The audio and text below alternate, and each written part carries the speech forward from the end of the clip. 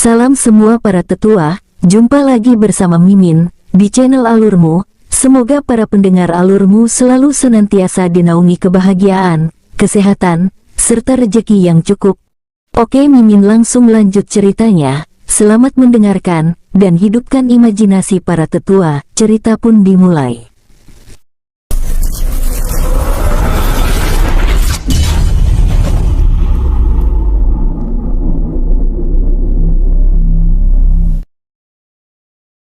Teriakan keras, umpatan dan makian yang dilontarkan Mo Guiwang terus mengisi keheningan tempat itu. Membuat para tawanan lain yang sebelumnya pernah berada dalam penindasan King Ruo bergidik ngeri. Tidak lama kemudian, tiba-tiba teriakan provokasi Mo Guiwang lenyap, membuat suasana di dalam penjara itu menjadi hening. King Ruo benar-benar memiliki kekuatan yang sangat menakutkan, ucap Nuedai berbicara pada Lancai melalui telepati dengan tubuh bergidik, menatap wajah Mo Guiwang yang remuk oleh tamparan keras King Ruo. Mo Guiwang, aku membunuh Mo Guitufu karena idenya yang ingin menginvasi benua teratai biru. Jika kamu jadi diriku, apa yang akan kamu lakukan? Jawabanmu akan menentukan bagaimana aku akan memperlakukanmu, ucap King Ruo, lalu mengarahkan pandangannya pada Nuedai dan Lancai yang kini terdiam dengan tubuh basah oleh keringat dingin. Suasana hening yang mencekam membuat Lancai dan Nuedai yang telah berada di bawah penindasan segel lantai jiwa tersebut hampir menangis, membayangkan siksaan yang akan mereka terima. Lancai, Nuedai, jika tidak karena kalian yang menggunakan segel terlarang, aku tidak akan seperti ini, ucap Mo Guiwang Yihan tiba-tiba berbicara, sambil memulihkan wajahnya, membuat Lancai dan Nuedai langsung berlutut dan mulai menangis di hadapan King Ruo. Penguasa agung, tolong jangan siksa kami, ucap Lancai dan Nuedai memohon. Kalian memohon pada orang yang salah, ucap King Ruo dengan tatapan dingin, membuat wajah Nuedai dan Lancai semakin pucat pasi.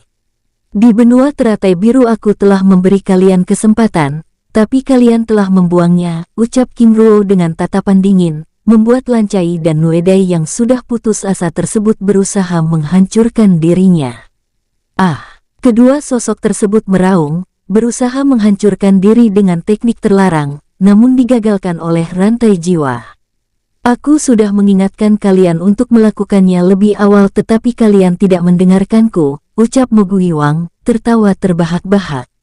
Pelindung putraku mengatakan bahwa kekacauan di dalam dunia segel hitam adalah hal yang direncanakan, apakah benar demikian? Tanya King Ruo. Benar. Penguasa agung, jawab Nuedai terbata. Lalu apa tujuan kalian membuat kekacauan tersebut? Untuk membuat ritual pengorbanan darah, memanggil Jenderal Agung Mo Guiwang, penguasa agung. Lancai menjelaskan. Apakah benar demikian? Tanya King Ruo sambil mengarahkan pandangannya pada Mo Guiwang yang terdiam. Benar, penguasa agung, jawab Nuedai dengan cepat, membuat Mo Guiwang kembali tertawa. Benar-benar naif, ucap Mo Guiwang, menatap Lancai dan Nuedai heran. Melakukan ritual pengorbanan darah di dalam dunia segel terlarang, itu artinya mereka menghindari pengawasan pasukan pelindung benua teratai biru. King Ruo membatin, menatap Lancai dan Nuedai dengan serius. Lalu apa tujuan kalian memanggil Mo Guiwang? Pertanyaan King Ruo tersebut membuat Lancai dan Nuedai langsung terdiam, membuat Mo Guiwang kini kembali tertawa, dan kali ini seperti orang gila. Mereka ingin aku menghancurkan Gunung Singguang, ucap Mo Guiwang membuat Nuedai dan Lancai semakin tidak berani mengangkat kepalanya. Nuedai, Lancai, apakah benar demikian? Tanya King Ruo dengan serius. Tindakan Lancai dan Nuedai yang terdiam dengan keringat dingin tersebut meyakinkan King Ruo bahwa yang disampaikan oleh Mo Guiwang itu benar adanya. Mo Guiwang, apakah mereka menjelaskan Gunung Singguang dengan detail? Mo Guiwang menggelengkan kepalanya. Mereka hanya memintaku menghancurkan tempat itu untuk mengembalikan kejayaan sekte aliran hitam. Dan berjanji akan memberikan pengorbanan darah 1 juta nyawa, jawab Mo Guiwang dengan jujur.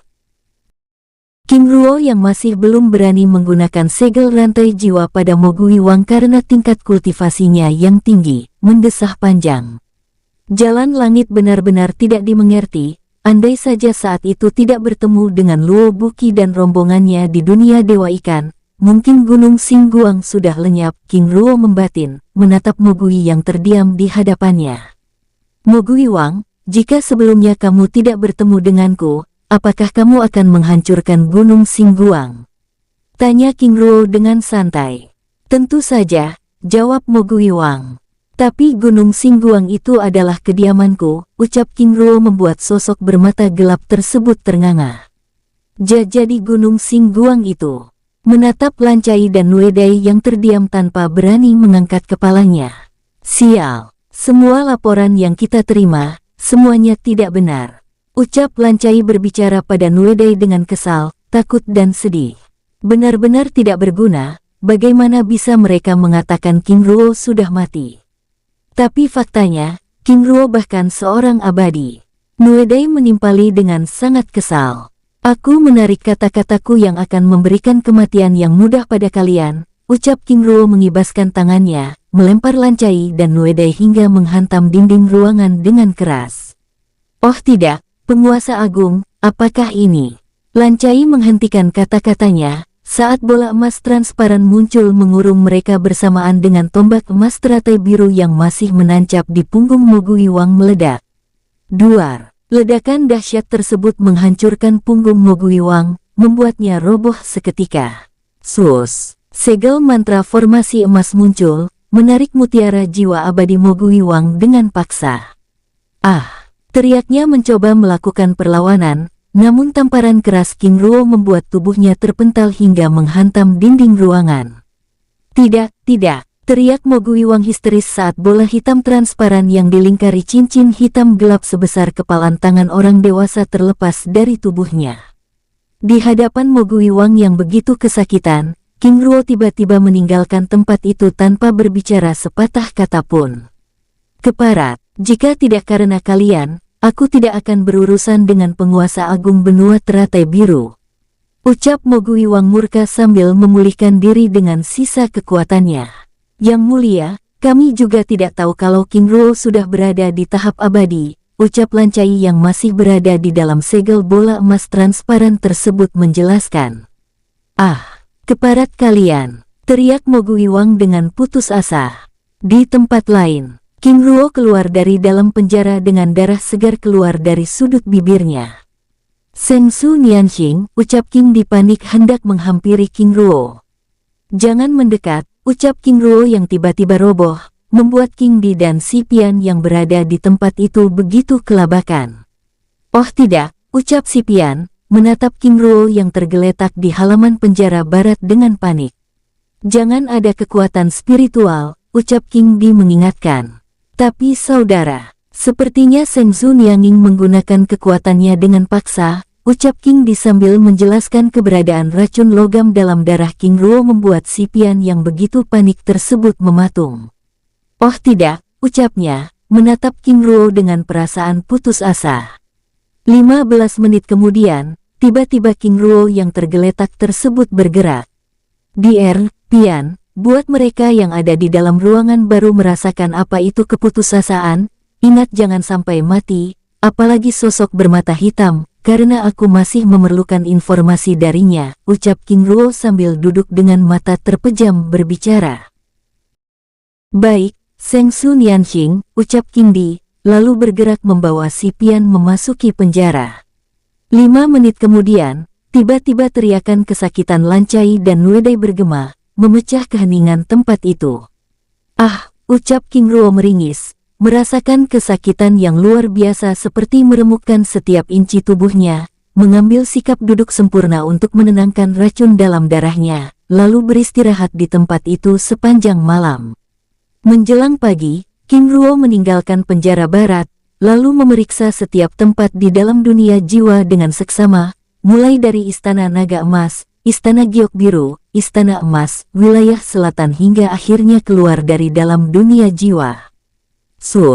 Sosoknya keluar dari dalam dunia jiwa, mendapati Xuan Wu Zuxian yang sedang berjaga. Yang mulia, ucapnya menyambut King Ruo dengan hormat. Zuxian, di mana Zilong dan Jun Er? Mereka sedang keluar yang mulia, jawab Xuan Wu Zuxian menjelaskan. King Yongjun dan Zilong yang ditemani Tao Tian dan Tao Tu sedang memeriksa pulau kecil tersebut. King Ruo menganggukkan kepalanya pelan, lalu menempati kursi yang ada di dalam ruangan tersebut. Yang mulia, apa rencana kita selanjutnya? Tanya Xuan Wu Zuxian dengan hormat. Ada sedikit perubahan, ucap King Ruo sambil mengeluarkan cincin penyimpanannya Mogui Wang yang menyegel murid sekte aliran hitam dan suku pemburu pasir.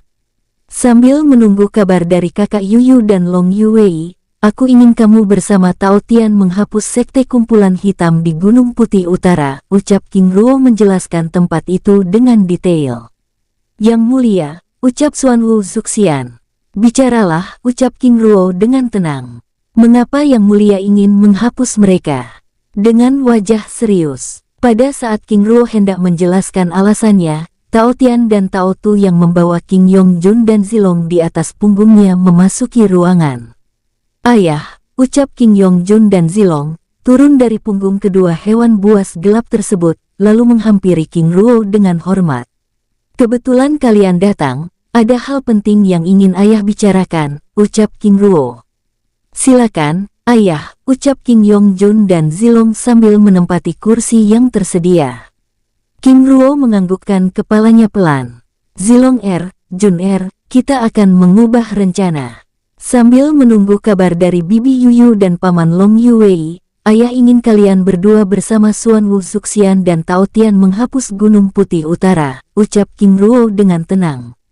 Gunung Putih Utara? Apakah maksud ayah ingin menghapus sekte kumpulan hitam? Tanya Zilong dengan serius. Benar, jawab King Ruo. Ayah, apakah ini tidak akan merusak tatanan benua teratai biru?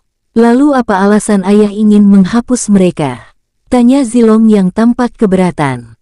King Ruo terdiam sesaat, lalu menjelaskan ritual pengorbanan darah yang dilakukan oleh Lan Cai dan Nuedei untuk memanggil Mogui Wang, salah satu jenderal pelindung neraka kuno, yang juga merupakan ayah dari Mogui Tufu, kaisar neraka yang King Ruo bunuh sebelumnya dengan detail. Lalu ayah, apa tujuan mereka memanggil Mogui Wang? Tanya King Yongjun dengan penasaran. Mereka ingin mengembalikan kejayaan sekte aliran hitam, yaitu dengan menghapus Gunung Xingguang. Jawab King Ruo, membuat King Yongjun, Zilong dan Xuan Wu Zuxian mematung. Ayah yakin mereka masih memiliki teknik terlarang tersebut, itu artinya mereka dapat kembali melakukan ritual pengorbanan darah, dan teknik pemanggilan jenderal neraka lainnya, ucap King Ruo menjelaskan alasannya. Leluhur, mari, aku tahu tempat itu, ucap Zilong dengan murka menyala. Zilong jangan bertindak gegabah dan sembarangan.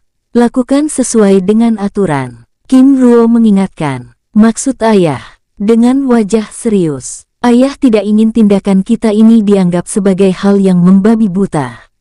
Kita harus punya rencana agar terlihat wajar dan masuk akal. Ayah benar. Lalu apa rencana ayah? Tanya King Yongjun dengan tenang.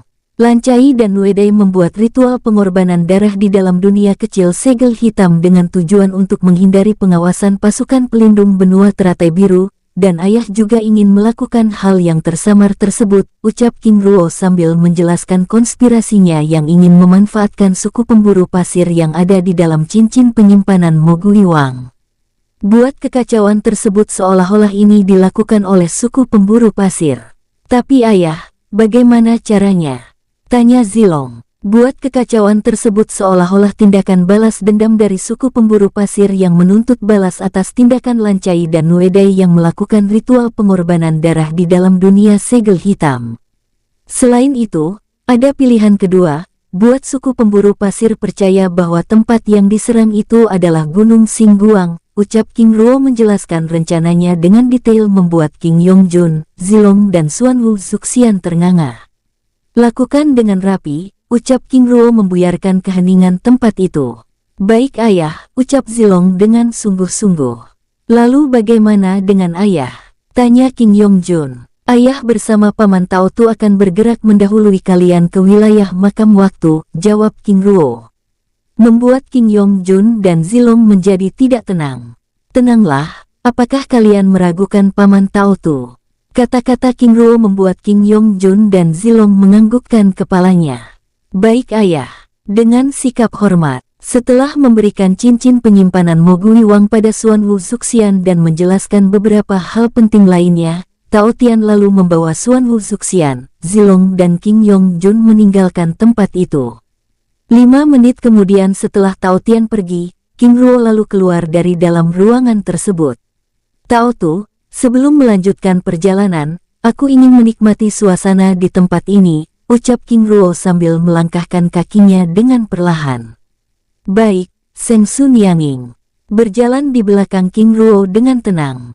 Di tempat lain, swus, swus. Kilatan hitam keemasan dari aura Tao Tian yang meninggalkan wilayah timur, bergerak melintasi langit benua teratai biru.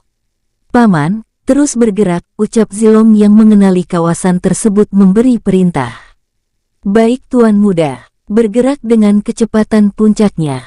Dalam waktu singkat, dengan kecepatan puncaknya mereka memasuki wilayah kabut biru. Benar-benar kecepatan yang mengagumkan. Jun bagaimana ayah bisa menaklukkan hewan buas gelap ini? Tanya Zilong berbicara pada King Yongjun melalui telepati. Ayah tidak pernah menjelaskannya, jawab King Yongjun dengan jujur. Lalu di mana ayah mendapatkannya?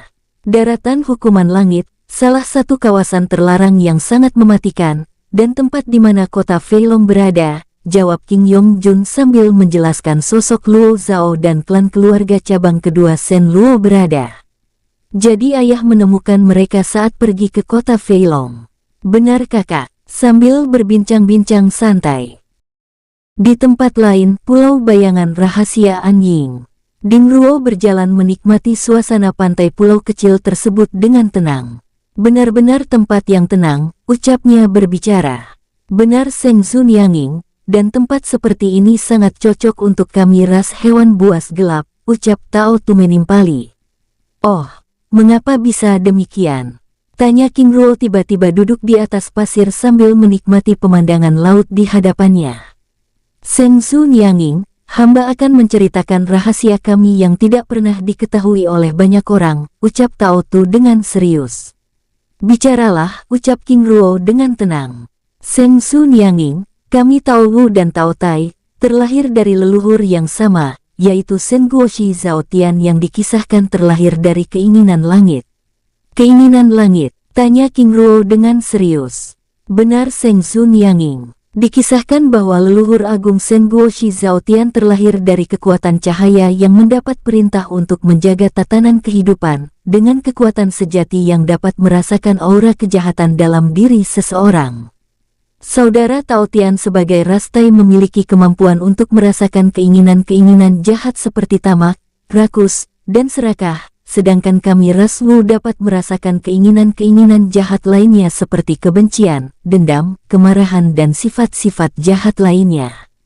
Dan kehadiran kami yang selalu meneror para dewa yang serakah berimbas pada keamanan dan kenyamanan kehidupan mereka yang tidak melakukan kejahatan, dan hal itu membuat para dewa awal mengurung kami di Feilong, ucap Tao Tu menjelaskan.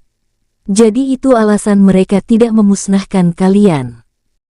Benar, Seng Sun Yanxing, karena kami pada dasarnya adalah putra-putri cahaya, sama seperti para dewa awal yang merupakan para pelindung cahaya, jawab Tao Tu menjelaskan. Ternyata informasi yang beredar itu tidak benar.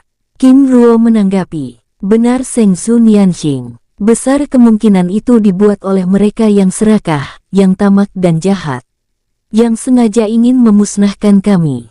King Ruo mengangguk-anggukkan kepalanya, menatap Tao Tu yang ada di hadapannya dengan serius. Lalu bagaimana dengan pernyataan yang mengatakan bahwa kalian itu tidak pernah ditaklukkan, apakah benar demikian?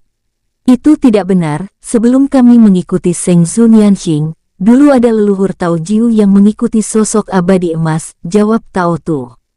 Apakah karena sosok tersebut mengetahui kelemahan kalian?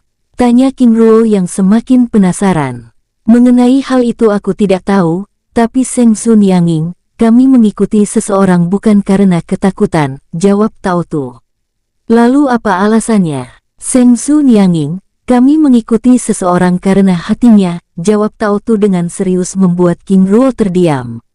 Setelah terdiam cukup lama, King Ruo kembali berbicara. Tapi aku seorang pendendam, seorang pembunuh, seorang yang senang menumpahkan darah dan haus akan kekuasaan, ucap King Ruo dengan tatapan menerawang. Itu menurut Zheng Xunyanxing, tapi kami memahaminya dengan cara yang berbeda, jawab Tao Tu dengan tenang. Jika aku tahu hal ini dari awal. King Ruo dengan perasaan terguncang, menjeda kata-katanya. Mengingatkan tindakannya yang membantai ribuan Tao Tai dan Tao Wu di Gunung Feilong, menggelengkan kepalanya pelan.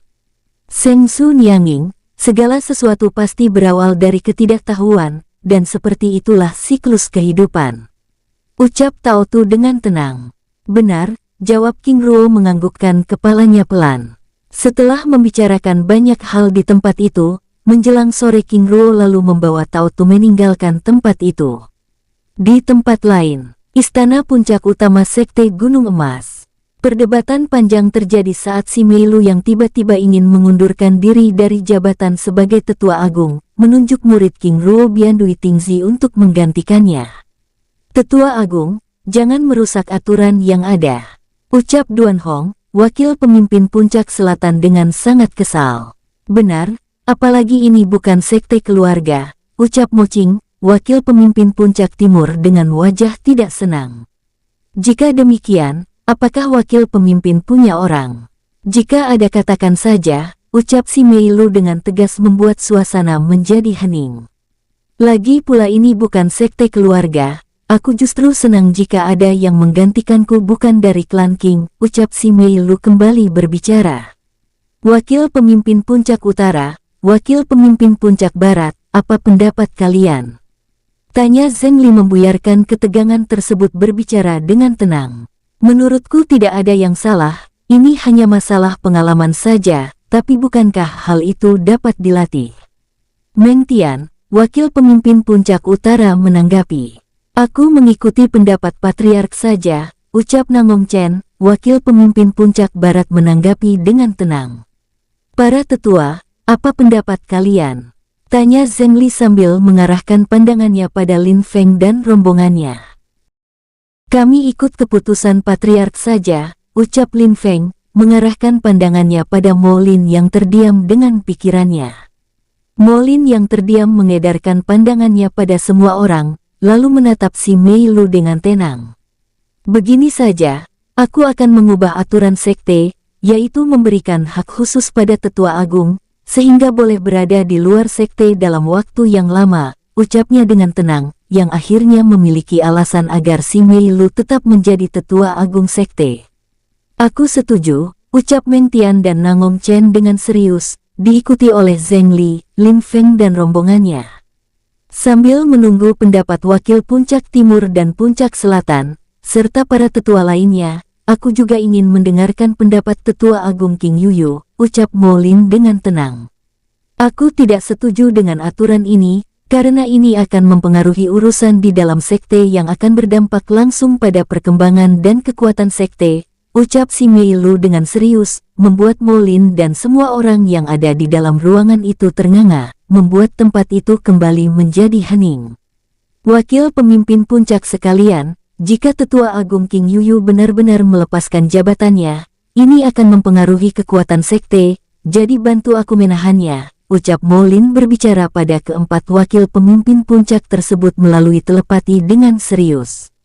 Baik, Patriark, dengan wajah serius. Tetua agung, apakah ini tidak bisa dibicarakan lagi? Tanya Meng Tian dengan serius. Wakil pemimpin Meng Tian, aku sudah membuat keputusan, jawab si Mei Lu yang tenang. Pada saat Mo Lin hendak berbicara, tiba-tiba seorang tetua bersama dua murid memasuki ruangan.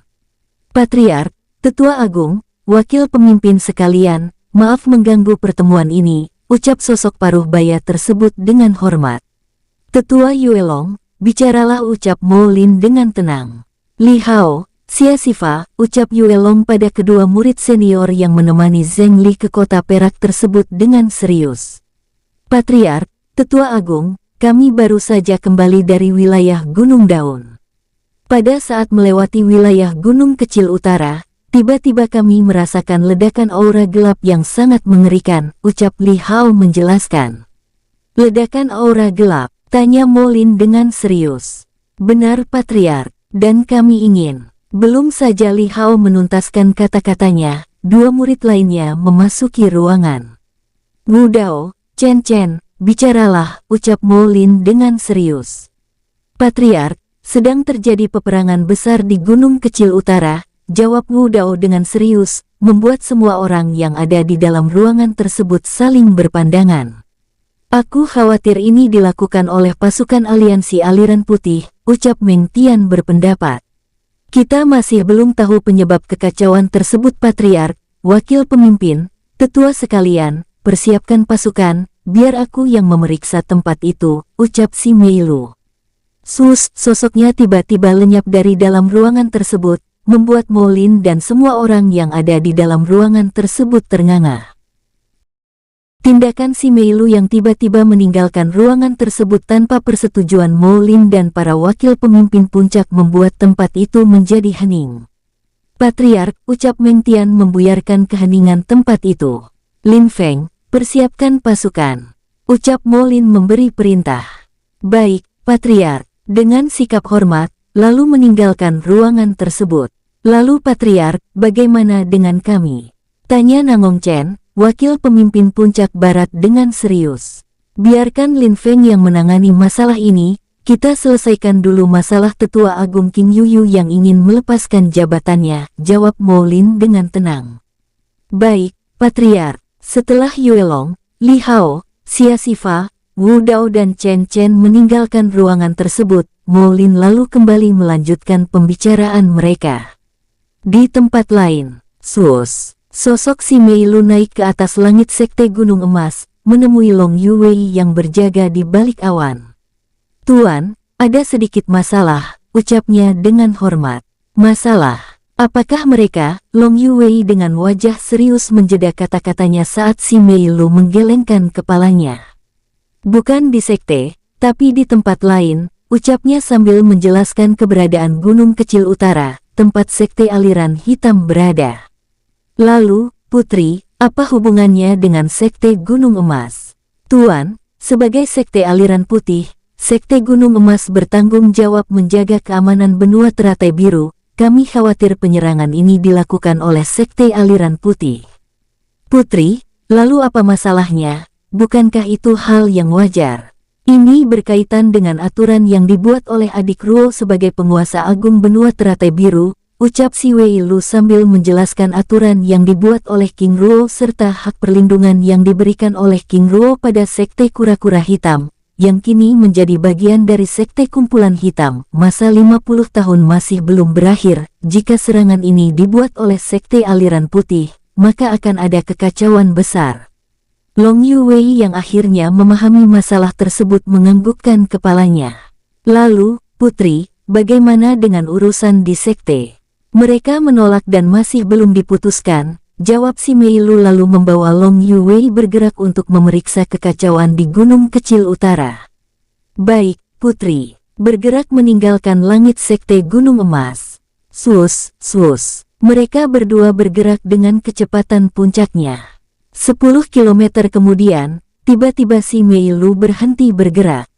Putri, ada apa? Tanya Long Yuwei dengan serius. Ada pesan jiwa, jawab si Meilu lalu memeriksa lencana giok pesan jiwa dari dalam cincin penyimpanannya yang tiba-tiba mematung. Putri, ada apa? Tanya Long Yuwei dengan khawatir. Pesan dari Silong Er, jawabnya sambil menjelaskan kekacauan yang terjadi di Gunung Kecil Utara dengan detail. Ternyata perintah dari penguasa muda, ucap Long Yuwei menanggapi. Adik Ruo pasti punya alasan, ucap si Meilu dengan tenang. Lalu Putri, apa rencana kita? Kita akan kembali ke sekte, jawab si Meilu dengan tenang. Baik Putri, lalu bergerak kembali menuju sekte Gunung Emas dengan perlahan. Baik Putri, lalu bergerak kembali menuju sekte Gunung Emas dengan perlahan. Di tempat lain, Gunung Kecil Utara. Duar, ledakan dahsyat bergema, mengguncang kawasan tersebut bersamaan dengan teriakan kesakitan yang membahana. Benar-benar mudah ditipu, ucap King Yongjun, yang berada di balik mantra formasi ilusi, menatap ribuan suku pemburu pasir yang sebelumnya diperdaya oleh Tao Tian, bergerak menyerang murid sekte kumpulan hitam dengan beringas dan membabi buta.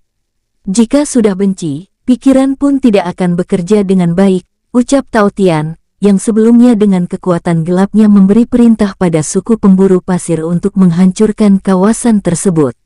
Yang aku herankan, mereka langsung percaya jika tempat yang mereka serang ini adalah Gunung Xingguang, Zilong menanggapi. Itu artinya mereka memang sudah dipersiapkan untuk menyerang Gunung Xingguang, ucap Xuanwu. Zuxian menanggapi sambil menatap ribuan sosok bertanduk putih di bahu kiri dan bahu kanannya yang membantai murid sekte kumpulan hitam dengan beringas. Tapi leluhur, bagaimana jika mereka sadar bahwa yang mereka serang tersebut? Zilong menjeda kata-katanya saat merasakan beberapa kelompok bergerak mendekati kawasan tersebut. Paman, ucap Zilong penuh arti, menatap Tao Tian yang bersiaga di sisinya. Sepertinya mereka ingin memeriksa situasi yang terjadi di tempat ini, ucap Xuanwu. Zuxian menanggapi dengan tenang. Sus, ledakan dahsyat aura gelap dari tubuh Tao Tian menyapu kawasan tersebut, membuat puluhan kelompok yang bergerak mendekati kawasan gunung kecil utara langsung bergerak mundur. Pada saat King Yongjun hendak bicara, tiba-tiba dari arah timur, muncul pasukan dengan zirah perang emas dengan persenjataan lengkap, bergerak mendekati gunung kecil utara tanpa gentar pada aura Tao Tian. Kakak, mereka, ucap King Yongjun dengan serius. Pasukan pagoda 5 elemen, leluhur Xuanwu. Zuxian, Paman Tao Tian, aku akan menahan mereka, ucap King Ruo yang meminta Xuanwu Zuxian untuk melepaskan segel mantra formasi ilusi untuk mengelabui pandangan pasukan pelindung benua tersebut, lalu bergerak meninggalkan tempat persembunyiannya. Sosoknya melesat, bergerak menghampiri pasukan pagoda 5 elemen yang sedang bergerak mendekati gunung kecil utara tersebut.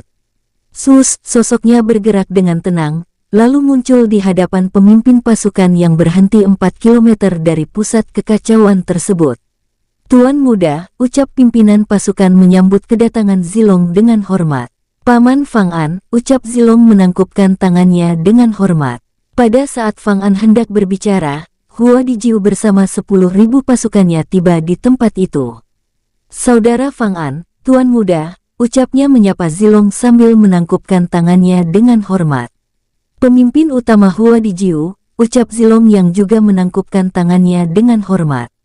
Saudara Fang An, aku baru saja mendapat kabar bahwa telah terjadi kekacauan besar di tempat ini.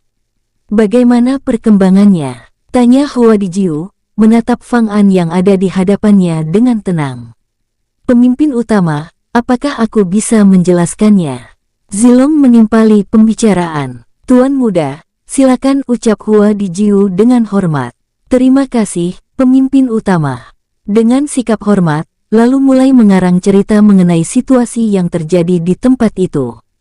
Paman Fang An, pemimpin utama Hua Dijiu, dari awal sebelum kekacauan ini terjadi, aku sudah berada di tempat ini, dan aku berani menyimpulkan bahwa kekacauan ini adalah murni masalah internal, jadi tidak elok. Jika kita ikut campur, apalagi aliran putih tidak terlibat sama sekali, Zilong dengan serius membuat kedua pemimpin pasukan pelindung benua teratai biru tersebut saling berpandangan. Silakan Paman Fang An dan pemimpin Hua Dijiu melakukan pemeriksaan, tapi aku sarankan untuk tidak terlalu dekat, karena sebelumnya aku dengan jelas merasakan aura gelap yang sangat kuat, dan itu bukan tandingan kita, ucap Zilong dengan serius. Aura gelap, tanya Fang An. Benar Paman, tapi bukankah hal itu hal yang wajar, mengingat mereka adalah sekte aliran hitam, jawab Zilong. Tuan muda benar, ucap Hua Dijiu. Setelah berbicara beberapa hal terkait kekacauan tersebut, Zilong lalu bergerak meninggalkan tempat itu. Kembali menuju tempat persembunyiannya. Sosoknya bergerak seolah-olah menjauh dari kawasan gunung kecil utara. Fang An dan Hua Dijiu terdiam sesaat, memikirkan laporan yang baru saja mereka terima dari Zilong. Saudara, bagaimana? Tanya Fang An, sambil menatap Zilong yang bergerak menjauh dari tempat itu. Aku percaya pada Tuan Muda Zilong, tapi akan lebih baik jika kita periksa sendiri, jawab Hua Dijiu menanggapi. Baik, ucap Fang An, lalu bergerak bersama Hua Dijiu, meninggalkan pasukannya untuk memeriksa kekacauan di wilayah gunung kecil utara tersebut. Di tempat lain, Zilong terus bergerak dengan tenang, hingga akhirnya lenyap dari pandangan pasukan tombak emas teratai biru dan pasukan pagoda 5 elemen yang memperhatikannya. Sus! Sosoknya memasuki segel bola air transparan yang dibuat oleh Xuan Wuzuxian, lalu mengarahkan pandangannya pada Fang An dan Hua Dijiu yang bergerak mendekati kawasan dalam gunung kecil utara. Leluhur, bagaimana? Tanya Zilong dengan tenang. Sudah Tuan Muda, jawab Xuan Wuzuxian dengan tenang, sambil memperhatikan keadaan tempat itu. Di hadapan Zilong dan rombongannya, Hua Dijiu dan Fang An terus bergerak dengan tenang, sambil memeriksa kawasan tersebut dengan seksama. Yang disampaikan oleh Tuan Muda benar adanya, ucap Hua Dijiu, memperhatikan pola serangan yang dilepaskan oleh kedua kubu tersebut yang sama-sama menggunakan teknik serangan yang melepaskan aura kegelapan. Pada saat Fang An hendak menanggapi, tiba-tiba ledakan aura gelap yang dilepaskan oleh Tao Tian yang bersembunyi di kawasan dalam gunung tersebut mengejutkan mereka berdua. Mundur, ucap Hua Dijiu sambil menjauh dari kawasan tersebut. Aura gelap yang sangat mengerikan, ucap Fang An dengan serius. Benar, dinilai dari kekuatannya, hanya penguasa agung yang mampu menghadapinya, ucap Fang An sambil bergerak menjauh dari kawasan yang sebenarnya telah berada di bawah segel mantra formasi ilusi Xuan Wuzuxian tersebut. Sus! Mereka bergerak, kembali menemui pasukannya. Di tempat lain, istana puncak gunung utama Sekte Gunung Emas. Sus! Sosok si Meilu muncul di halaman istana, lalu bergerak memasuki aula istana dengan tenang. Hormat pada Tetua Agung, ucap murid yang berjaga di depan pintu gerbang istana berlutut memberi hormat, mengejutkan Mo Lin dan semua orang yang sedang ada di dalamnya. Bangunlah, ucap si Meilu dengan ramah, lalu memasuki aula istana dengan tenang. Tetua Agung, ucap Mo Lin dan semua orang yang ada di dalam ruangan tersebut menyambut kedatangan si Meilu sambil mempersilahkannya menempati kursi Tetua Agung dengan hormat. Terima kasih, ucap si Meilu sambil menempati kursinya dengan tenang. Setelah menempati kursinya, si Meilu lalu melaporkan pekerjaannya. Patriark, para wakil pemimpin, para tetua, aku sudah memeriksa situasi Gunung Kecil Utara. Kekacauan tersebut adalah murni masalah internal sekte, dan kita sebagai sekte aliran putih tidak perlu terlibat, ucap si Meilu dengan tenang. Mo Lin dan beberapa orang yang ada di dalam ruangan itu menganggukkan kepala, namun beberapa di antara mereka meragukan laporan tersebut. Ini begitu singkat, bahkan minuman yang aku tuangkan sebelumnya saja masih belum habis. Para tetua yang meragukan laporan si Meilu, berbicara pada rombongannya melalui telepati.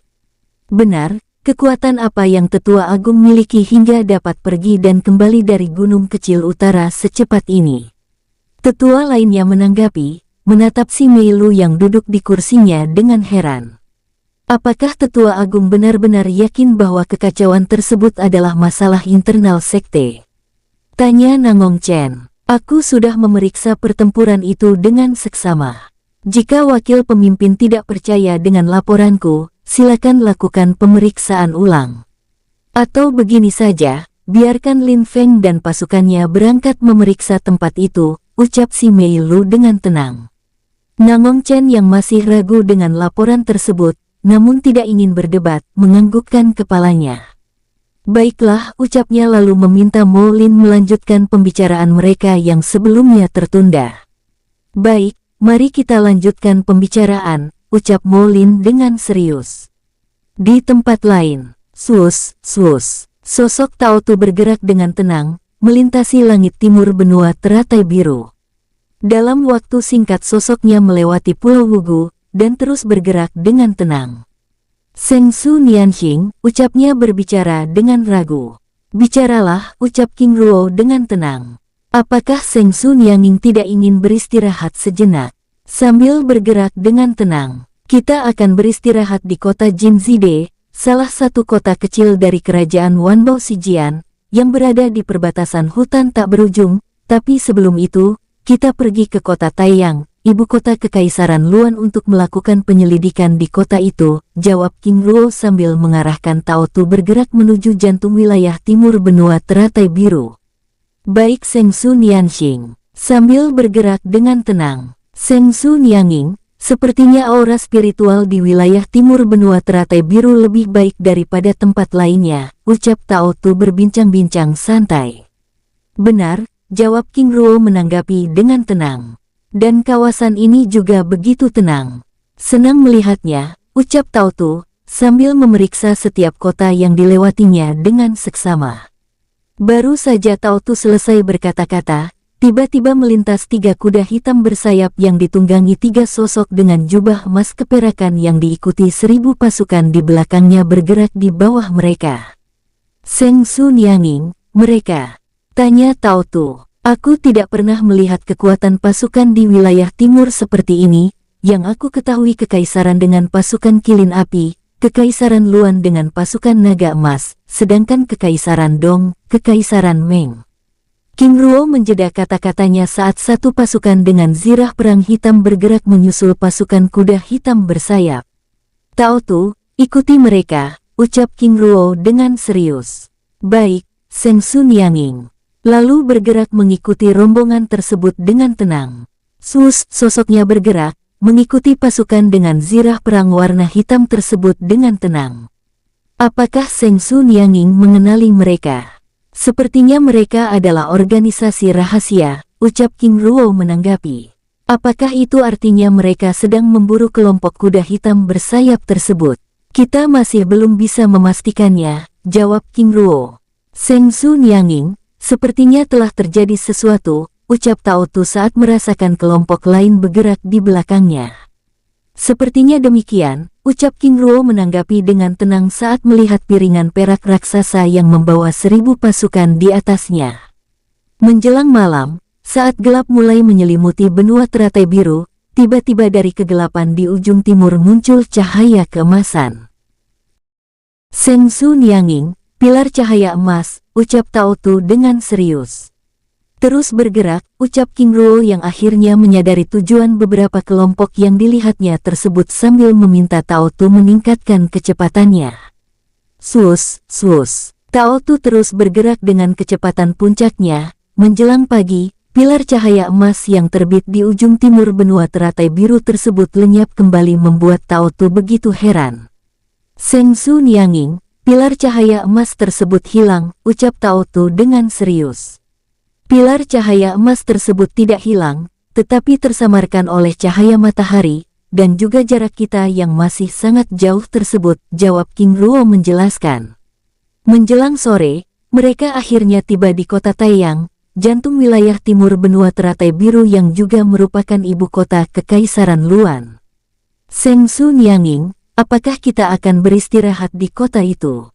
Tanya Tao Tu sambil menatap hamparan kota raksasa berbenteng yang dijaga oleh prajurit elit dengan aura naga di tubuhnya. Terus bergerak, jawab King Ruo yang mengubah rencananya. Baik, Seng Su Nianging. Tapi apakah ini karena pilar cahaya emas tersebut? Benar, sebelumnya aku ingin melakukan penyelidikan di kota Taiyang, karena pasukan elit Kekaisaran Luan mengandalkan kekuatan darah naga emas, yang juga menggunakan teknik serangan naga ilahi. Apakah maksud Seng Su Nianging kemunculan teknik naga ilahi ini ada hubungannya dengan Long Sukiao De? Benar, jawab King Ruo. Jika demikian Seng Su Nianging, apakah sebaiknya kita tidak singgah saja? Zilong Er dan Jun Er masih ada di belakang kita, biar mereka yang akan melakukan penyelidikan, sedangkan kita harus segera tiba di pilar cahaya emas tersebut, jawab King Ruo menjelaskan alasannya. Baik, Seng Su Nianxing. Dengan hormat sambil bergerak dengan tenang. Kota ini mengalami perubahan yang begitu luar biasa. King Ruo membatin, memeriksa setiap tempat yang dilewatinya di kota itu dengan seksama. Setelah melewati kota Taiyang, King Ruo dan Tao Tu mulai menjumpai beberapa kelompok yang bergerak menuju arah munculnya pilar cahaya emas tersebut. Ternyata Kekaisaran Hangwo juga mengirim kekuatannya, ucap King Ruo menatap 1000 sosok yang berdiri di atas bilah pedang perak raksasa yang dilewatinya. Apakah Seng Su Nianxing mengenali mereka? Tanya Tao Tu. Jian Toutian, Jenderal Besar Kekaisaran Hangguo, jawab King Ruo menjelaskan sosok paruh baya yang memimpin kelompok tersebut. Sambil bergerak menuju pilar cahaya emas, King Ruo juga mengabari King Yongjun dan Zilong yang masih berada di jantung benua teratai biru. Setelah bergerak sepanjang waktu, 2 hari kemudian menjelang pagi mereka akhirnya tiba di kota kecil yang dipenuhi oleh ribuan kelompok yang berasal dari berbagai latar belakang kekuatan yang berbeda, mulai dari sekte, klan, pihak kekaisaran, hingga ribuan sosok yang bergerak tanpa kelompok. Seng Su Nianxing, tempat seperti apa ini? Mengapa mereka berhenti bergerak? Bukankah pilar cahaya emas sudah ada di depan mata? Tanya Tao Tu dengan heran, menatap ribuan kelompok tersebut yang bahkan sampai berkumpul di luar kota kecil yang ada di bawahnya. Tao Tu, ini adalah kota Jin Zide, dan hutan raksasa yang ada di depan kita itu adalah hutan tak berujung. Salah satu tempat terlarang yang berada di wilayah terluar makam waktu. Mereka sepertinya menjaga jarak dari pilar cahaya emas tersebut, jawab King Ruo. Lalu Seng Su Nianxing, apa rencana kita selanjutnya? Kamu kembali ke dalam dunia jiwa, aku akan mencari informasi mengenai kemunculan pilar cahaya emas tersebut, jawab King Ruo menjelaskan rencananya. Tapi Seng Su Nianxing, apakah tidak bisa saudara Yan Lan atau yang lainnya membantu? Menjeda kata-katanya, mengkhawatirkan keadaan King Ruo. Tao Tu, kamu terlalu meremehkanku, ucap King Ruo bercanda, sambil membuka gerbang dimensi dunia jiwa. Tapi apakah Seng Su Nianxing? Tenanglah, dengan kekuatanku saat ini, menghadapi mereka semua bukanlah perkara yang sulit, ucap King Ruo yang masih bisa menggunakan kekuatan abadi hingga ke tingkat dasar. Baik, Seng Su Nianxing. Dengan sikap hormat lalu memasuki gerbang dimensi dunia jiwa. Setelah Tao Tu kembali ke dalam dunia jiwa, King Ruo lalu mengedarkan teknik perubahan bintang untuk mengubah tampilan wajahnya. Sosoknya yang menggunakan tampilan Yin Gan, bergerak melewati segel perlindungan langit kota Zinhide dengan tenang. Sosoknya kembali bergerak menuju restoran besar yang berada di timur kota sambil melepaskan segel mantra formasi ilusi untuk menyamarkan kemunculannya. Sosoknya mendarat di bawah pohon raksasa yang berada 15 meter di timur restoran mewah. Pada saat King Ruo bergerak menuju restoran mewah tersebut, tiba-tiba kilatan cahaya keemasan muncul dari arah timur. Duar, ledakan dahsyat bergema, menggetarkan benteng kota. Serangan itu lagi, ucap beberapa pemuda yang duduk-duduk di luar restoran dengan wajah serius. Saudara, sebenarnya apa yang terjadi? Tanya King Ruo yang menggunakan tampilan Yin Gan menghampiri para pemuda tersebut dengan tenang.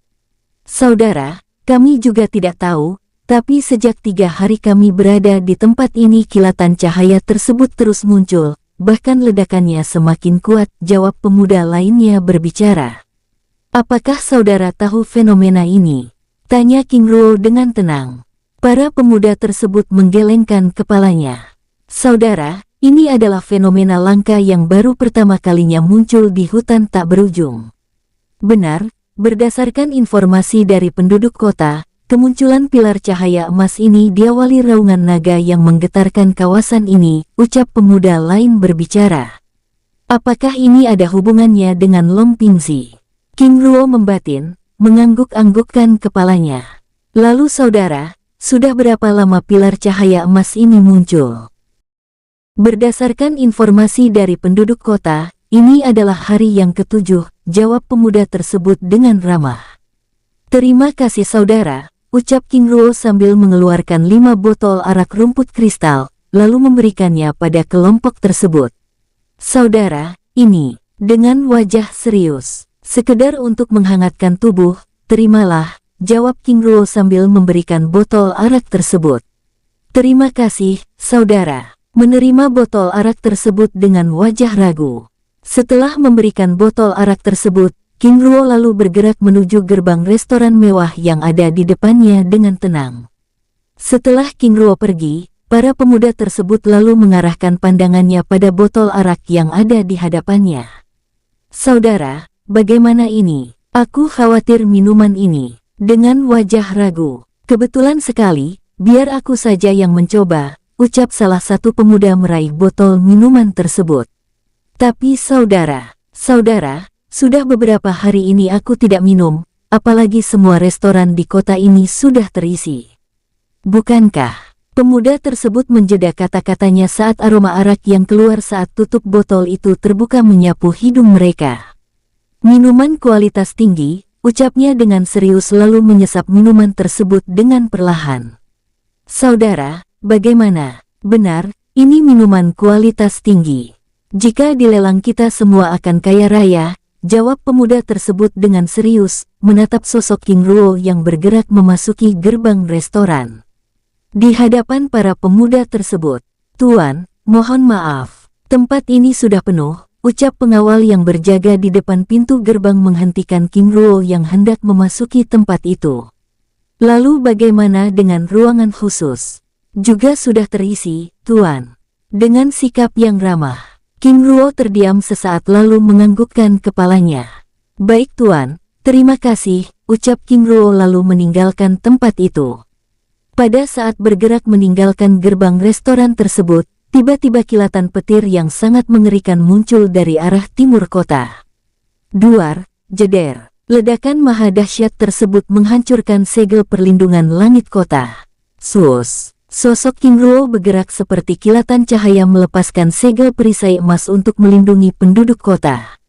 Di dia, para pemuda yang King Ruo temui sebelumnya mematung, menatap King Ruo dengan mulut ternganga. Duar, ledakan petir kembali muncul dan mulai menghancurkan kawasan tersebut. "Tinggalkan kota ini," ucap King Ruo dengan suara lantang, memberi perintah sambil menjaga segel emas transparan yang menahan serangan petir yang semakin ekstrim. "Saudara, ayo kita tinggalkan tempat ini," ucap pemuda tersebut, bersamaan dengan hiruk-pikuk penduduk kota yang bergerak untuk menyelamatkan diri. Bersambung, sampai ketemu di episode selanjutnya. Semoga kalian semua selalu terhibur, dan terima kasih.